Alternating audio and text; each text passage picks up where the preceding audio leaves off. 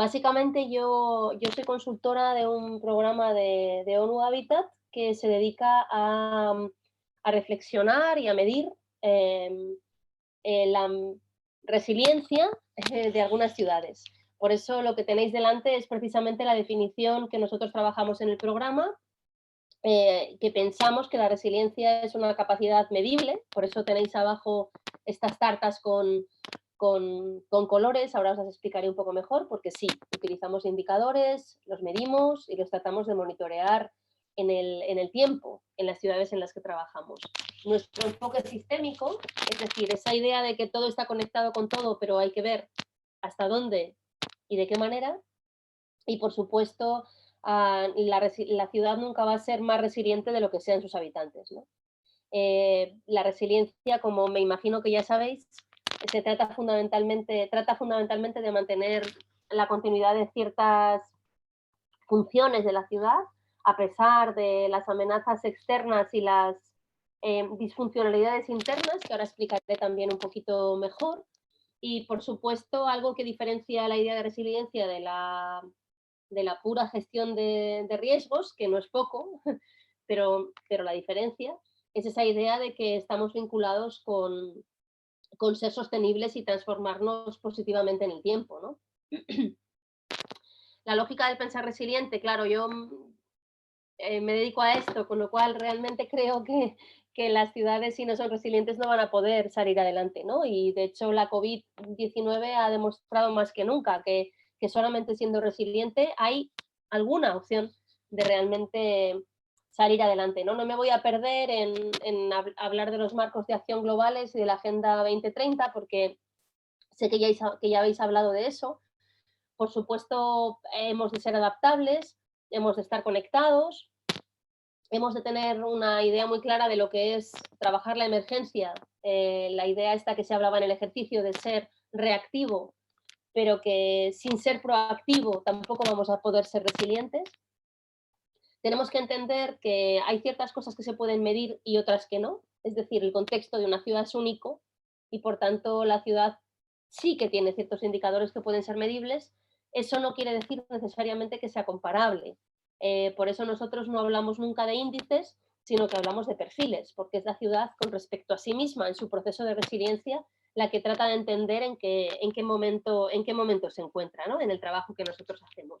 Voy a explicar muy rapidito el ejercicio que hicimos en las recomendaciones de acción para la resiliencia y la sostenibilidad que se desarrollaron en Paraguay, en Asunción, con el apoyo de la Comisión Europea, y acabaré con el ejemplo de Santa Ana.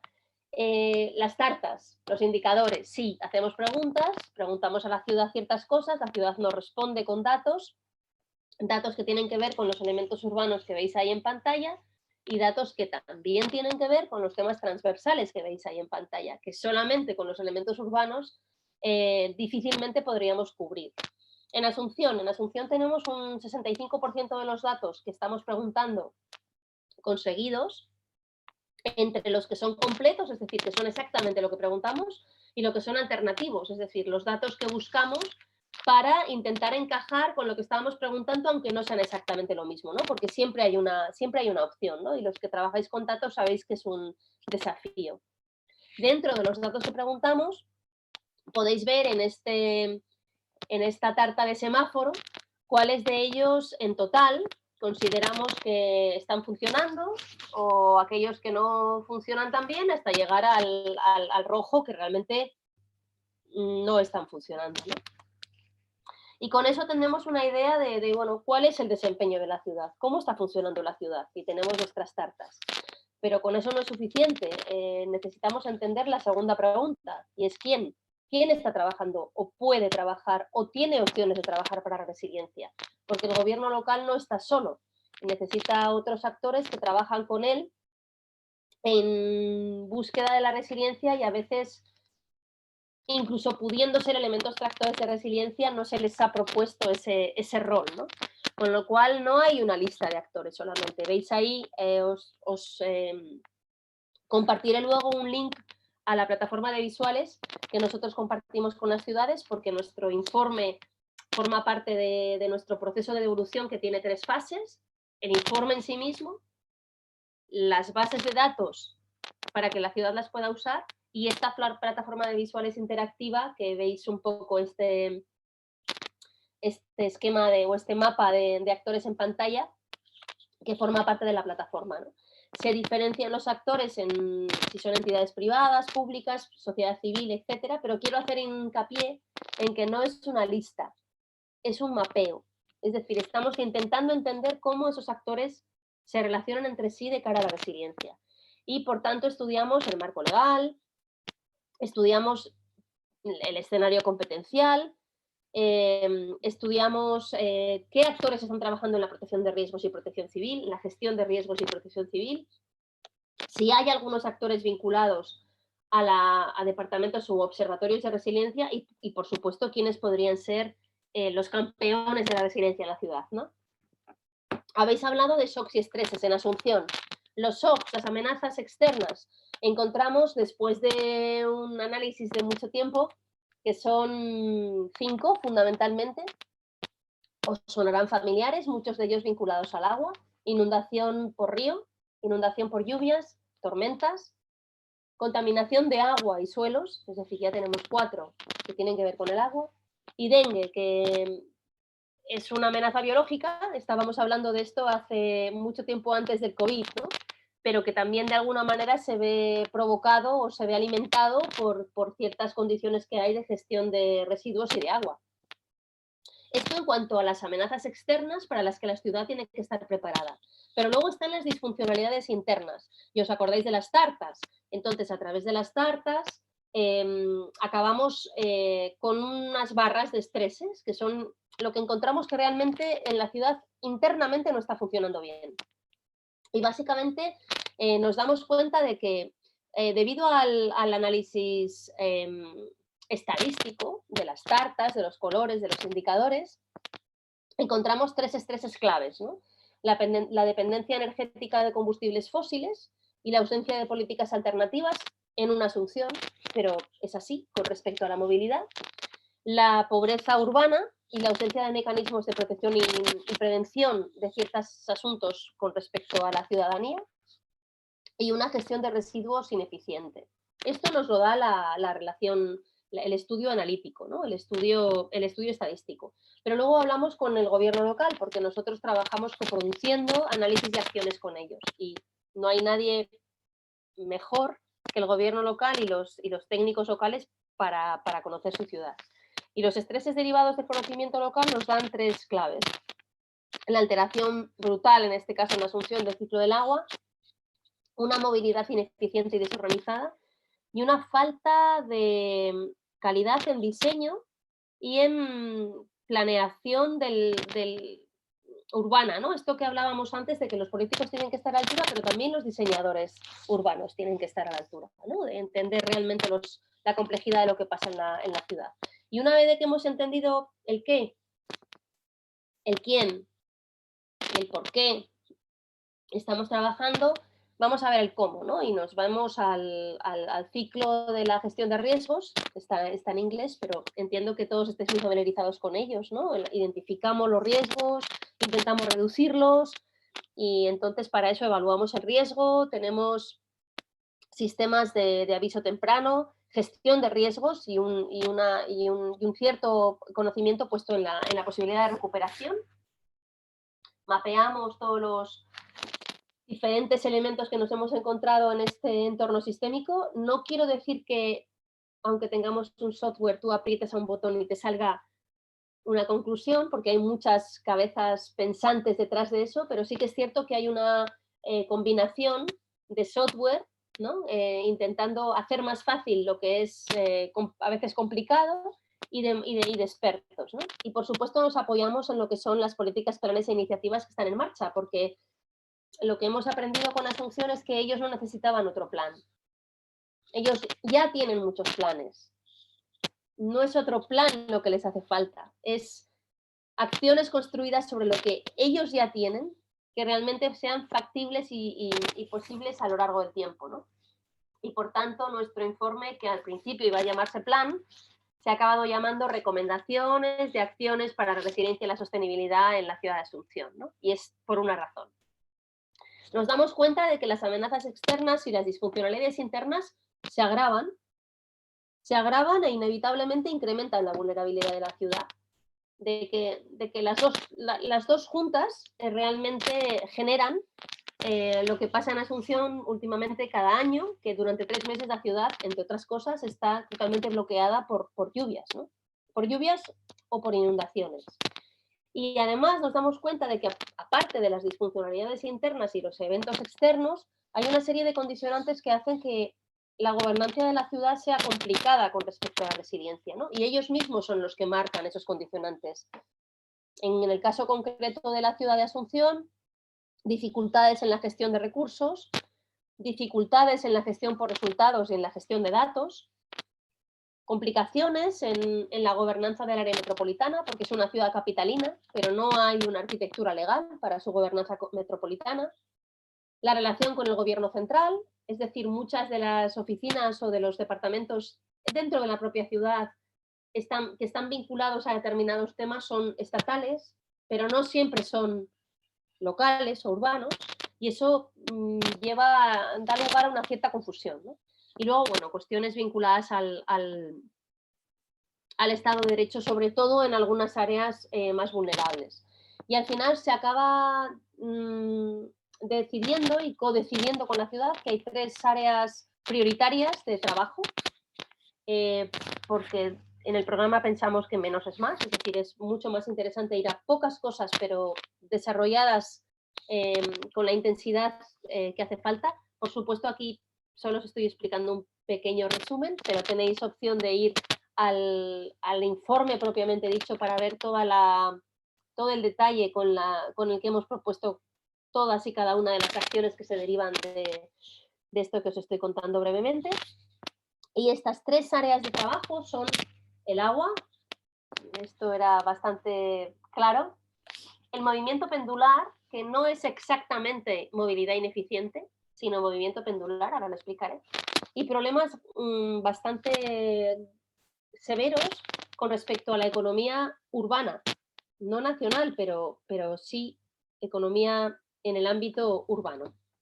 Y esto se organiza en 3 áreas de la ciudad: las cuencas, el centro histórico y los bañados, que como su propio nombre indica son áreas inundables donde últimamente sobre todo se ubican los más vulnerables.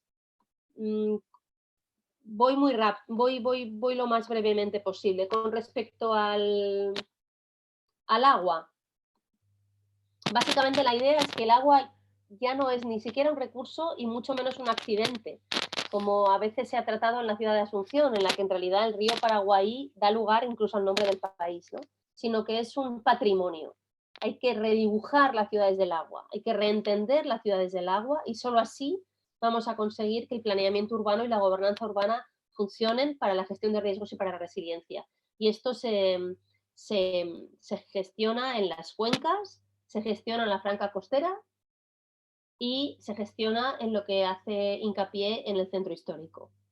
La pendularidad, ¿por qué he dicho pendularidad y no movilidad? Porque al final nos damos cuenta de que todo el mundo se está moviendo del mismo punto al mismo punto, por el mismo sitio, a la misma hora. Por mucho que pongamos líneas de buses y líneas de metro, el problema en sí no vamos a poder solucionarlo.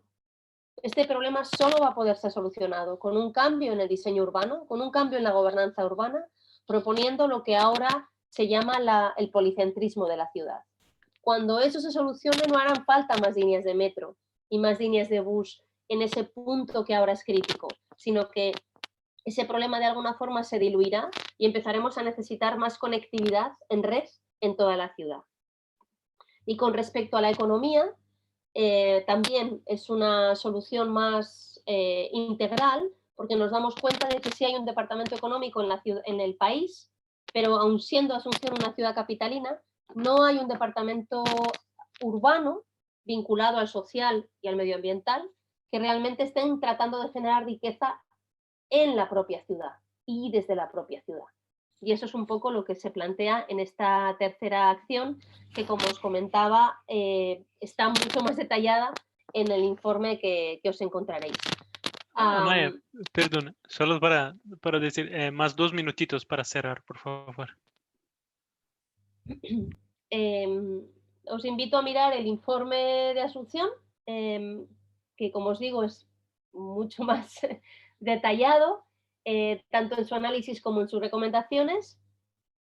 Y acabo de explicar, creo que necesito los 2 minutos, solo uno, Santa Ana, porque en Asunción se desarrolló un trabajo de 2 años en el que se hizo todo un estudio desde lo general a lo particular, tratando de ir desde esas tartas de las que hablábamos a esas barras de estreses e intentar luego hacer una combinatoria. En Santa Ana lo que se plantea es un ejercicio no tanto deductivo, sino inductivo, ¿no? Vamos a ver cuáles son las amenazas externas a las que el gobierno local habitualmente sabe que tiene que hacer frente. Vamos a estudiarlas, vamos a ver si realmente esas son las que hay que atacar y sí, se decide con el gobierno local que tenemos que hacer frente a terremotos, a contaminación de agua combinada agua-suelo-subsuelo, igual parecido a Asunción. Además, en este caso hay incendios forestales urbanos, hay deslizamiento de tierras, huaicos, hay inundaciones también como en Asunción y en otras ciudades por lluvia y flujos de lodos, ¿no? Y son esos amenazas externas las que se estudian en la ciudad. Y en cuanto a los estreses, en vez de hacer este ejercicio de derivación, de buscar a partir de todos los elementos urbanos una concreción en algunas cuestiones que no están funcionando, lo que se hace es trabajar con el gobierno local de Asunción, el ir directamente a los asuntos que ellos ya saben que estresan la ciudad y no hacer las preguntas a la ciudad sobre los aproximadamente 450 indicadores que nosotros hacemos con la herramienta completa, sino adelgazarla hasta entre 40 y un 45%, porque solo estamos preguntando sobre los asuntos que ya sabemos que la ciudad sabe que no están funcionando bien, ¿no? Que los veis aquí delante, ¿no? Cuestiones de planeamiento urbano, hay, como os decía en el caso de la movilidad de Asunción, hay cuestiones de planeamiento claves que hay que volver a revisar, cuestiones de pobreza urbana concentrada, cuestiones de gestión del ciclo del agua o esto no es ninguna sorpresa, esto casi no hay ninguna ciudad en la que no está ocurriendo eso, y problemas de movilidad que no hay que atacar con soluciones parciales, sino hay que atacar con soluciones de raíz, ¿no? Con soluciones que vayan realmente a las raíces del problema, como en el caso de Asunción con la pendularidad, ¿no? Y también a asuntos como la migración, que en este caso de Santa Ana son también un desafío que hay que trabajar. No me quiero olvidar de decir que cuando nosotros tratamos de combinar la parte de los shocks, amenazas externas, y la parte de los estreses, tal y como lo llamamos nosotros, disfuncionalidades internas, siempre incorporamos el desafío al cambio climático, ¿no? En las visuales que también os pasaré el link para que podáis echarle un vistazo, interactivas de la ciudad de Asunción, os encontraréis porque hay un estudio pormenorizado de cambio climático, y en Santana también, por el acuerdo que nosotros tenemos con este equipo que trabaja con los satélites de Copernicus, estamos también trabajando en el tema de entender cómo el cambio climático va a afectar definitivamente a todos los cambios que se vayan a dar en la ciudad de aquí a una prospección de 90 años, ¿no? Y ya está. En la librería del programa de ONU Habitat, Perfiles de Ciudad Resilientes, vais a encontrar mucha información porque hemos trabajado con varias ciudades durante mucho tiempo y hay información ahí densa y interesante espero, para que la podáis revisar. Y también os invito a mirar las visuales porque son más fáciles, como os comentaba ahora, hacen referencia a qué tengo en las manos, quién me está ayudando a hacer esto y por qué estoy trabajando en resiliencia, cómo lo hago. Es realmente muy fácil, o así esperamos que sea. Y muchas gracias.